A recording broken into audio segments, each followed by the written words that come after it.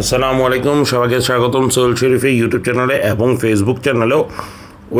গতবার আমরা গাতুসের attacking phase নিয়ে আলোচনা করেছিলাম, এবারে ডিফেন্সিভ ট্যাকটিক্স নিয়ে আলোচনা করব। আশা করি আপনারা ধৈর্য ধরে ভিডিওটা দেখবেন। ধন্যবাদ আপনাদের সবাইকে।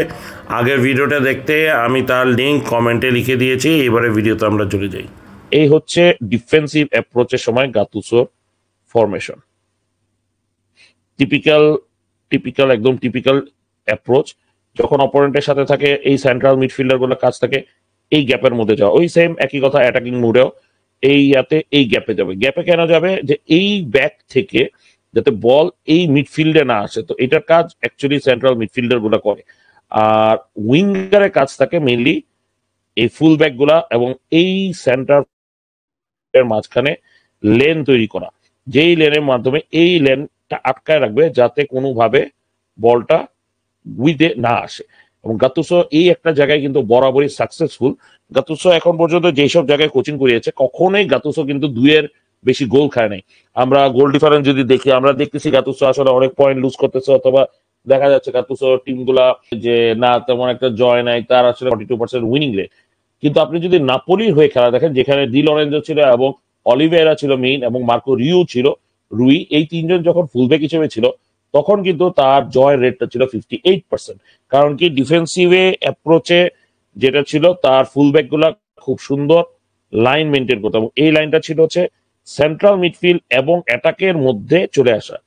তো ডিফেন্সিভ অ্যাপ্রোচ ছিল ঠিক এইভাবে মাঝখানের দিকে চলে আসা।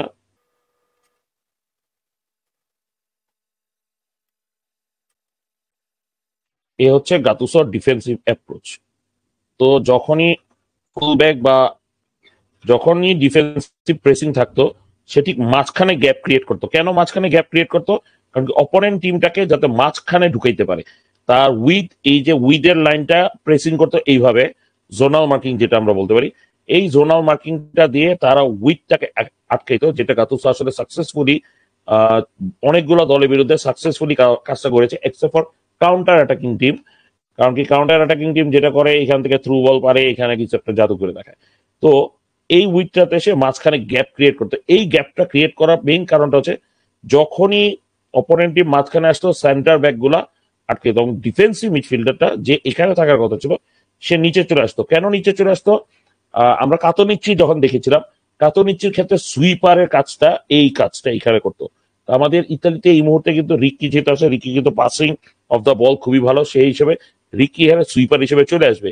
এই সুইপারটাই কিন্তু তার ক্লাব ফুটবলে অ্যাকচুয়ালি পাচ্ছিল না, যেই কারণে বিভিন্ন ক্লাব থেকে আসার কথা তার বের হয়ে আসতেছে।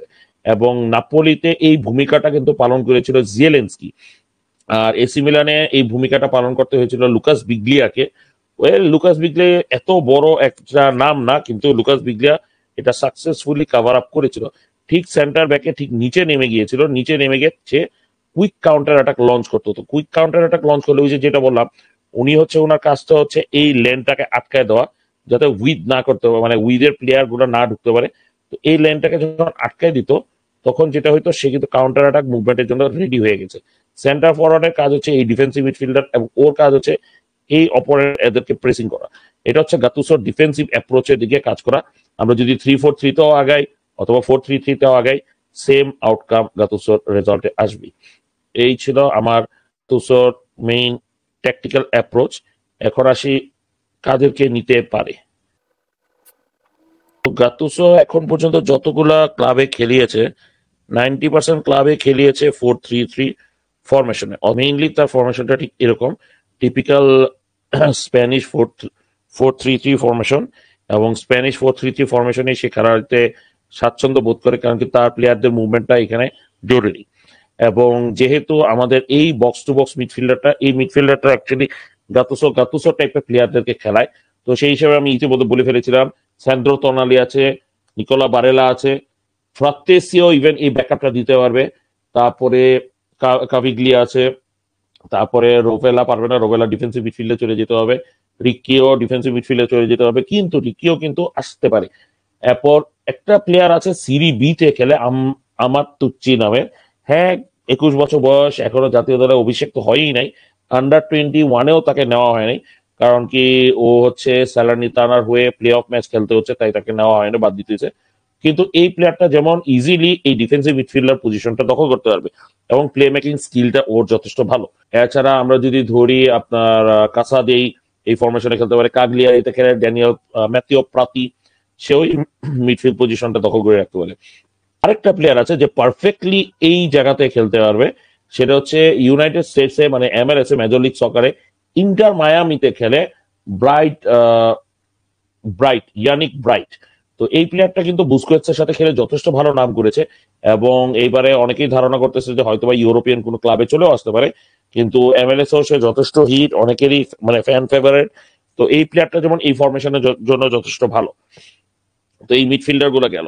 তো ডিফেন্সিভ মিডফিল্ডে তো বললামই, রিকি তো আছেই, পারফেক্ট চয়েস, রোভেলা আছে, লোকাতেলি আছে, ইভেন ব্রায়ান ক্রিস্তান্তে আছে, যদিও ব্রায়ান ক্রিস্তান্তে মনে হয় না আসবে আর জাতীয় দলে ফিরে, কারণ কি ব্রায়ান ক্রিস্তান্তে হলে এই ফরমেশনটা পারফেক্ট হয়ে যাবে, যে ডিফেন্ডার হিসেবে খেলতে পারবে, একটু উপরে এসে খেলতে পারবে, প্রেসিং করতে পারবে, পাসিং করতে পারবে।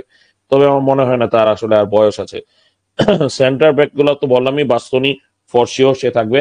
এখন ক্যালাফিওরি ইনজুরি ফ্রি থাকাটা জরুরি, সাথে আরো কয়েকটা ডিফেন্ডার আসতে হবে। এই মুহূর্তে কপোলা ব্রাইটনে যাচ্ছে, তো ইংলিশ প্রিমিয়ার লিগে খেলে সে নিজেকে আসলে আর একটু জেল করে নিতে পারবে। এবং আপনার গাতি আছে, গ্যাবিয়া মনে হয় না সুযোগ পাবে। আর স্কালভিনি যদি আসতে পারে, ব্যাক করতে পারে, তার আগের ফর্মে যদি ফিরতে পারে, তাহলে স্কালভিনি একটা যথেষ্ট ভালো একটা সুযোগ হলো। আর এই তো এই ডিফেন্ডার গুলো এরাই আসতে পারবে। ফুল ব্যাক গুলো তো অলরেডি বলে ফেলেছি, আমাদের ইতালিতে একটা রাইট ব্যাক জরুরি হয়ে দাঁড়াইছে। আর রাইট উইঙ্গার পলিতানো, অর্সোলিনি, বেরার্ডি এরা যেমন এই কাজগুলো করতে পারবে। এবং সাথে এখন ইয়াং একটা প্লেয়ার আছে নন্টো, লিডস ইউনাইটেডে ঠিক এই কাজটা করে, যে ফরমেশনটা আমি বলেছিলাম এইভাবে করে খেলে। তো নন্টো এখানে একটা আবারও সুযোগ পেয়ে যাবে, মানচিনির আন্ডারে কিন্তু নন্টো খেলেছে, আপনারা দেখেছেন। আর আরেকটা প্লেয়ার হচ্ছে কলিওসাকে খেলানো হয়, কিন্তু মনে হয় না কলিওসা সুযোগ পাবে। সেন্টার ফরওয়ার্ড হিসেবে রেতেগুই এখানে এই ইয়াতে ফরমেশনে যথেষ্ট ভালো করবে। লরেন্জো লুক্কা যদি আসে, তাহলে গাতুসোকে আসলে করতে হবে কাউন্টার অ্যাটাকিং সিস্টেমে খেলতে হবে। আর পিকোলি আছে, কাগলিয়ারিতে খেলে। আর যদি আমরা ধরি স্ট্রাইকার হিসেবে আসলে তেমন একজন নাই, রাসপাদরি যেমন ধরতে পারি, কিন্তু অ্যাকচুয়ালি রাসপাদরিকে এখানে গাতুসো ফরমেশনে খেলানোর মতো আসলে রাসপাদরির চান্স নাই, কারণ কি যে টাইপের দেখাইলাম ওই টাইপের আসলে রাসপাদরি করতে পারবে না। কিন্তু লাৎসিওর জাকাগনি যেমন লেফট উইঙ্গার হিসেবে যথেষ্ট ভালো কাজ করে দেখাইতে পারবে। নন্টো সেম এখানে নন্টো করতে পারবে। আর ইন্টার মিলানের হয়ে পিও এসপোসিতো আছে, এই মৌসুমে খারাপ খেলা নেই, ভালো খেলেছে। পিও এসপোসিতো হয়তো সুযোগ পেয়ে যেতে পারে। তবে বোলোনিয়াতে খেলে ফাবিয়ান একটা প্লেয়ার, এই প্লেয়ারটা কিন্তু লেফট উইঙ্গও আসতে পারে এবং সেন্টার মিডফিল্ডে এও ভালো কাজ করে দেখাতে পারবে। এই হচ্ছে গাতুসোর ফরমেশন নিয়ে একটা ছোটখাটো একটু আলোচনা করলাম। এখানে আপাতত স্ক্রিন শেয়ারটা বন্ধ করলাম। এখন আমার লাইভে 30 মিনিট আমি শুধু গাতুসো ফরমেশন নিয়ে আলোচনা করলাম। তো চলে আসি, একজনই কমেন্ট করছে, ফরজা আজুরি তুহিন ভাই, গাবিয়া দলে পাওয়ার যোগ্যতা রাখে। হ্যাঁ, গাবিয়া দলে জায়গা পাওয়ার যোগ্যতা অবশ্যই, এসি মিলানে হয়ে এই মৌসুমে ভালো খেলেছে, সেই হিসাবে আসল কথা গাবিয়া অবশ্যই ডিজার্ভ করে। কিন্তু ভাইয়া এখন জাতীয় দলে দরকার স্পিডি প্লেয়ার, তো সেই হিসাবে আমার কাছে মনে হয় না যে গাবিয়া তেমন একটা সুযোগ পাবে। তবে হ্যাঁ, ব্যাকআপ প্লেয়ার হিসেবে যথেষ্ট ভালো, এবং ওই যে পাসিং স্কিল যেহেতু ভালো, সেই হিসেবে আমি মনে করি গাবিয়া যথেষ্ট ভালো চান্স আছে যে গাবিয়া যদি এই ফর্মটা ধরে রাখতে পারে, তাহলে অবশ্যই সে জায়গা করে নিতে পারবে। তবে গাবিয়া থেকেও আমাদের আসল কথা দরকার মুভ অন করে আর একটু বেটার প্লেয়ার। এবং যেটা বললাম, কপোলা ব্রাইটনে গিয়েছে খুবই কম দামে, এবং কপোলা যদি ওখানে ভালো করতে পারে, তাহলে আশা করি কপোলা দিয়ে আমাদের একটা ভালো কিছু হয়ে যেতে পারে। সাথে এবারে পার্মা থেকে আসা লিওনি নিয়ে কিন্তু খুব আলোচনা চলছে, দেখা যাক কোন মিলানে সে যায় এবং কি করে, সেটা একটা বড় বিষয়। তো আমার কাছে কেন জানি মনে হচ্ছে আমি খুব আশাবাদী গাতুসো ট্যাকটিক নিয়ে। তো এখানেই রাখলাম, আশা করি আপনাদের সবার ভালো লাগবে। ধন্যবাদ ধৈর্য ধরে আমার ভিডিওটা দেখার জন্য। আসসালামু আলাইকুম।